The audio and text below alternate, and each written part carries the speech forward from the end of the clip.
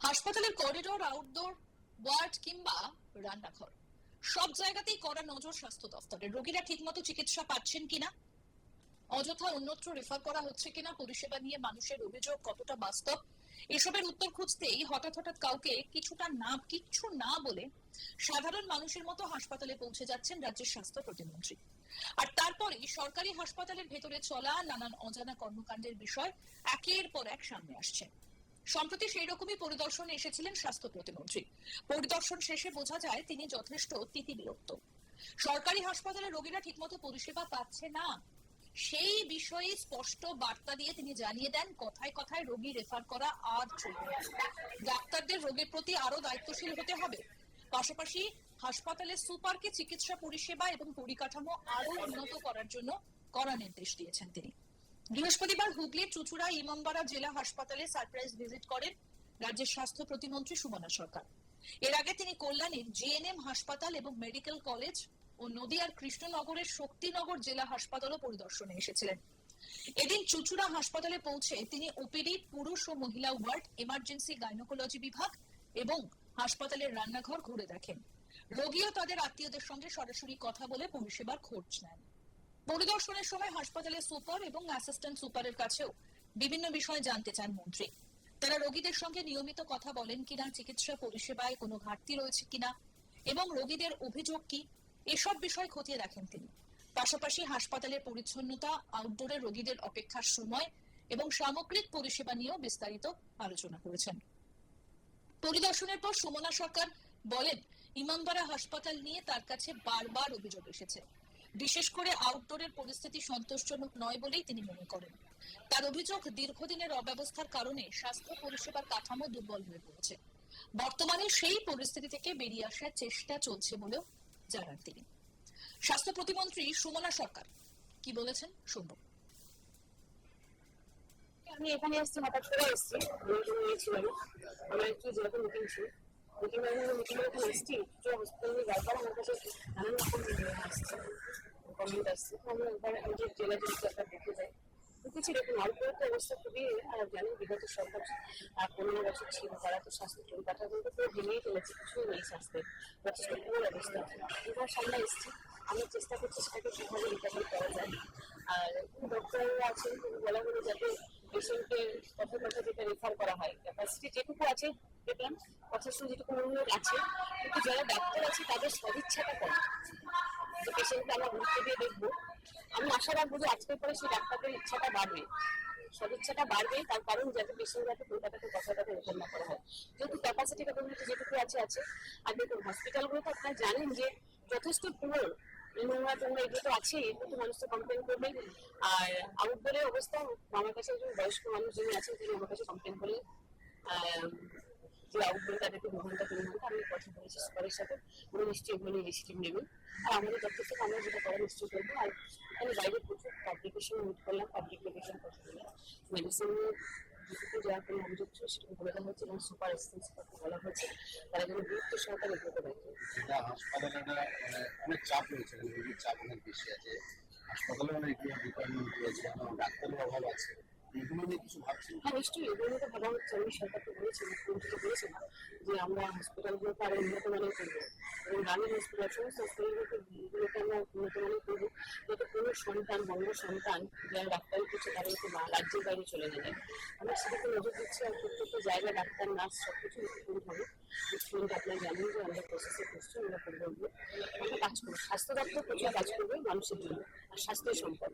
গভীর রাতে কল্যাণী হাসপাতালে আপনি পৌঁছে গিয়েছিলেন, তো এই জেলা হাসপাতালে আজকে এলেন, এরকম চাইবেন যে যাতে কোনো হাসপাতালে মানে ভিজিট না করতে হয় এমন? হ্যাঁ নিশ্চয়ই, আমি চাইবো যাতে আগামী দিনে আমাকে কোনো হাসপাতালে যেতে না হয়। আর তার থেকে বড় কথা এখানে এসে একটা ভালো লাগলো যে ওনারা কন্ট্রোল করেছেন, একটা টোটাল হসপিটালটাকে মেনটেন করেন। তার মধ্যেও আমার কাছে একটা কমপ্লেন এসছে যে এখানে কি পয়সানি কি পার্কিং কি ব্যাপার রয়েছে, সেটাকে বলা হয়েছে পার্কিং রুমটাকে বন্ধ করে দেওয়ার জন্য, ইলিগাল যেটা চলছে। আর চেষ্টা করছে যাতে না হয়, গতকাল তো জেএনএম হসপিটাল নিয়ে বসা গেছিল, যা যা প্রবলেম আছে সেগুলোকে চেষ্টা করে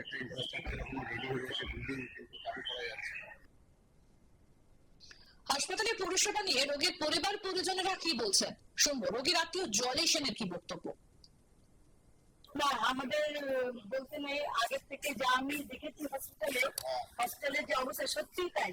দিদি যেটা বললেন যে সত্যি হসপিটালের নাম শুনে আমাদেরকে গা কাঁপতো, মানে কি হবে একটা আতঙ্ক, মানে বিরাট বড় একটা আতঙ্ক। এখন কিরকম পরিষেবা পাচ্ছে? এখন মানে বলতে নেই অনেক অনেক বেটার, অনেক বেটার। আগে তো মন্ত্রী নিজে ঘুরে গেলেন। হ্যাঁ দেখলাম, খুব ভালো লাগলো উনি যে কথাবার্তাগুলো বললেন, খুব সুন্দর।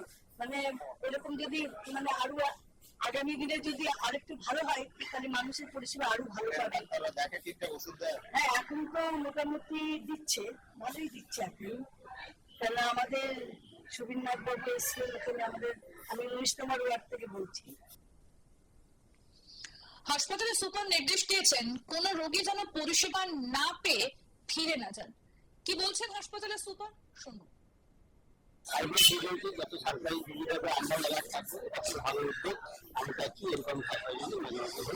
আমি হাসপাতালের বললেন যেরকম ডাক্তারের অভাব কি বলবেন সেগুলো দেখা যাক, আমরা ডিপার্টমেন্টে জানাবো এই ব্যাপারে। উনি যে বললেন রেফারের কথা বা অন্যান্য যে সমস্যাগুলো রয়েছে সেগুলো আমরা যে মেনটেন করছি, আরো নতুন ক্লাস করা যাবে। আর যে ম্যাডাম যেটা বললেন সেটা ডাক্তারের সঙ্গে যাতে আরো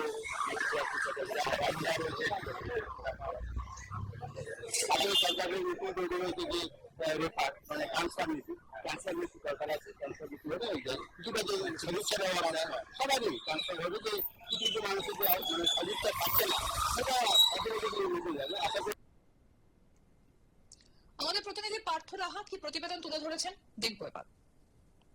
আচমকাই হাসপাতালে ভিজিটে এলেন রাজ্যের স্বাস্থ্য প্রতিমন্ত্রী। সরাসরি ঢুকে পড়লেন হাসপাতালের ভেতরে, খতিয়ে দেখলেন হাসপাতালের চিকিৎসারত যারা রোগী আছে তাদের অবস্থা এবং যারা যারা চিকিৎসাধীন রয়েছে তাদের পরিবারের লোকেদের সাথে কথা বললেন মন্ত্রী।